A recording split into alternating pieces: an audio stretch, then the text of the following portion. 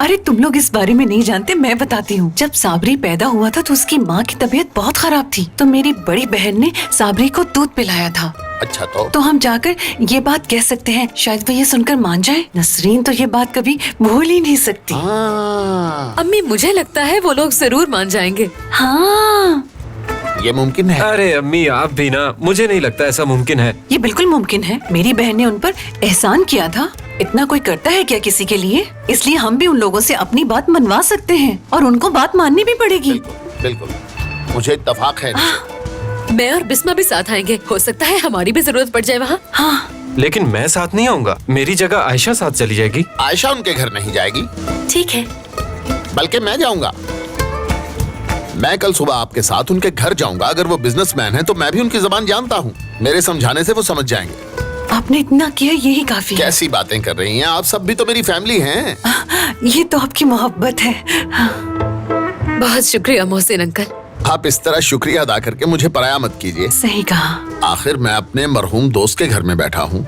जी बिल्कुल।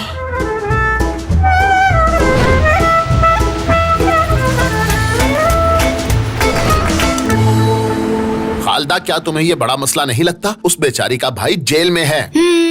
हमारा मसला ये है कि हमारे बेटे की शादी गुंडों के खानदान में हो गई है। खुदा के लिए अब उसे अपना लो खालदा। मत भूलो कि अब वो इस घर की बहू है। आपने अपना लिया है ना, इतना काफी है। मुझसे नहीं होगा ये। हे या खुदा, मुझे हौसला दे। ये औरत मुझे पागल करके रहेगी।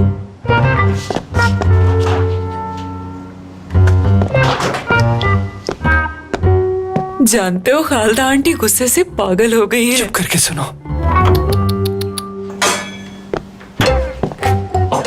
क्या हुआ? दूध को उबाल क्यों रहे हो तुम? सर्दियों में तो समझ आती है, लेकिन गर्मियों में क्यों? तुम्हें मेरी बातें कभी समझ नहीं आएंगी। मेरी अम्मी ने मुझे सब कुछ सिखाया है, यहाँ तक कि खाना पकाना भी। अच्छा ठीक है ठीक है, आज हम नई एनर्जी के साथ अपने कमरे में दाखिल होंगे। जल्दी से दूध लेके आ जाओ, मैं इंतजार कर रही हूँ तुम्हारा। मेरी जान, क्या करोगी इतनी एनर्जी का? सरप्राइज। अभी आया मैं। क्या करूं?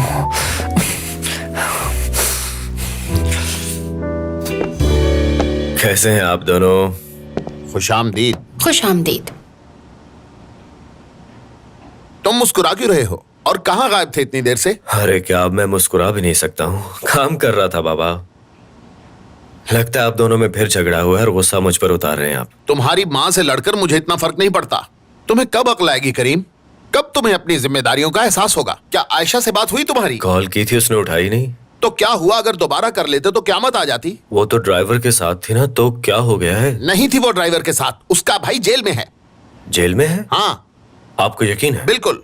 बेटा, मैं कहता हूँ कि अब तुम थोड़े जिम्मेदार हो जाओ। तुम्हें समझना चाहिए कि अब तुम उस घर के दामाद हो।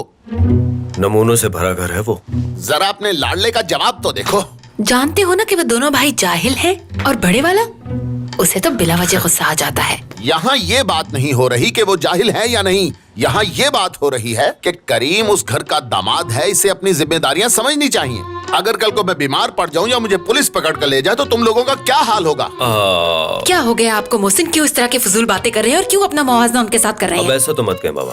अरे तुम तो चुप ही रहो, तुम्हें कोई फर्क नहीं पड़ता। अब जाकर अपनी बीवी को संभालो। अच्छा अच्छा ठीक है ठीक है, आप अपनी बेगम को संभालिए। क्या मैंने पूछा है तुमसे? और तुम गुस्सा थूक दो। हर वक्त उस लड़की के पीछे पड़ी रहती हो बस। मत देखो, ठीक है ठीक है, मत देखो मेरी शक्ल। जा रहा हूं मैं।